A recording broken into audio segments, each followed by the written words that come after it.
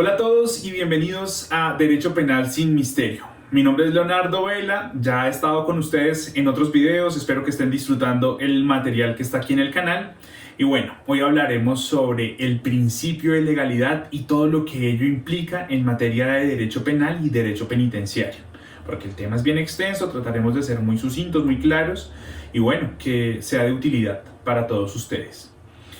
Principio de legalidad desde nuestro Código Penal, Ley 599 del 2000, tenemos en este artículo sexto lo siguiente: nadie podrá ser juzgado sino conforme a leyes preexistentes al acto que se le imputa, ante el juez o tribunal competente y con la observancia de la plenitud de las formas propias de cada juicio. La preexistencia de la norma también se aplica para el reenvío de tipos penales en blanco. La ley permisiva o favorable, aun cuando sea posterior, se aplicará sin excepción, de manera de preferencia a la restrictiva o desfavorable. Ello también opera o rige para los condenados. La analogía solo se aplicará en materias permisivas. Este artículo sexto es un importante punto en la carta de navegación del derecho penal que nos guía las actuaciones. Está muy concadenado con el artículo 29 de nuestra Constitución, que nos habla del debido proceso. Y bueno, aquí tendríamos que referirnos a las familias jurídicas, un poco de historia del derecho, en donde nosotros pertenecemos a una familia conocida como Civil Law o Derecho Continental, en donde tenemos unas compilaciones normativas que nosotros denominamos códigos y leyes. Entonces está muy definida la estructura legal del país. Entonces nos dice, nadie podrá ser sancionado salvo una norma preexistente. Entonces es necesario que exista una norma que regule un determinado comportamiento antes de que se pueda iniciar una acción penal.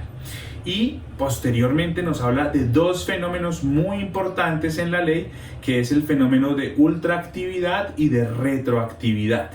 Nos dice, la ley permisiva o favorable, aun cuando sea posterior, se aplicará sin excepción, de preferencia a la restrictiva o desfavorable. Entonces aquí incluido también está el principio de favorabilidad, que en materia de derecho penal es absoluto, es un principio absoluto.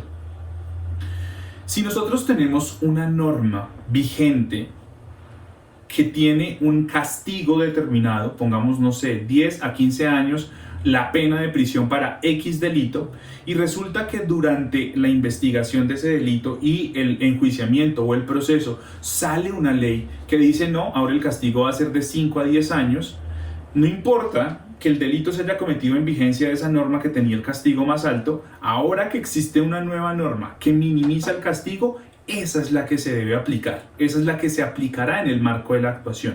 Y miren que hay una parte tremendamente importante en lo que acabo de mencionar, y es que nos dice que incluso va a regir para los condenados. Nos dice lo siguiente: ello también rige para los condenados. Artículo sexto, legalidad, en la ley 599 del 2000.